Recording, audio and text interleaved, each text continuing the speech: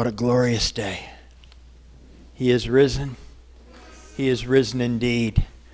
This is normally where I will share something before communion, and we're going to do communion a little bit different because, this whole thing is what we're supposed to be thinking about and remembering on communion from start to, I'm sure, what God has given our pastor to give. So this is going to be a recitation of the lyrics of Don Francisco's He's Alive. And many of you have heard me do this before. It's one of my very favorites because it's one of the few resurrection songs or poems, however you want to look at it, that is from Peter's point of view. And so if you have heard me do it before, I encourage you, please don't just think, he's doing the same thing again, because this is where we all need to really understand we are. It's easy for me. 17 years ago or so, I came in here so broken that when Ted laid his hand on my shoulder to welcome me back, I came up out of that pew back there ready to swing with my fist back. After 7.5 years, day for day, locked up, you don't want somebody to come up from behind you and touch you. I understand how Peter must have felt because he was the only one besides Judas that had blown it really bad as far as he was concerned. And Judas was dead, so he was the worst one still alive. And that was how I felt for a long time because I know my heart and I know my sin. So this is from Peter's point of view, from a co-chief of sinners with Paul, Peter, and me. And if we're honest with ourselves, probably you. The gates and doors were barred, and all the windows were fastened down.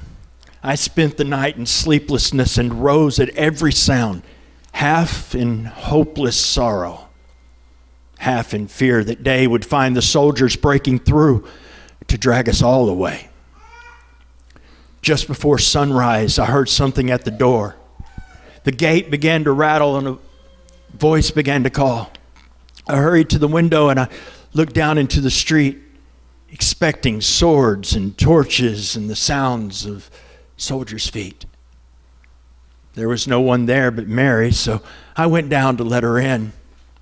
John stood there beside me as she told us where she'd been. She said, "They've moved him in the night and none of us knows where. The stone's been rolled away. Now his body isn't there." We both ran toward the garden, but John ran on ahead. We found the stone and the empty tomb just the way that Mary said, but the winding sheet they'd wrapped him in, it was just an empty shell. How or where they'd taken him was more than I could tell. Something strange had happened here, just what I did not know. John believed a miracle, but I just turned to go. See, circumstance and speculation couldn't lift me very high because I'd seen them crucify him. And then I saw him die. Back inside the house again, the guilt and anguish came. And everything I'd ever promised him just added to my shame. When at last it came to choices, I denied I knew his name. Even if he was alive, it wouldn't be the same. Oh, but suddenly the air was filled with strange and sweet perfume. Light that came from everywhere drove shadows from the room. Jesus stood before me with his arms held open wide. I fell down to my knees and clung to him and cried. But he raised me to my feet. And as I looked into his eyes, love was shining out from them like sunlight from the sky. Guilt and my confusion disappeared in sweet release. every fear I'd ever had melted into peace. He's alive.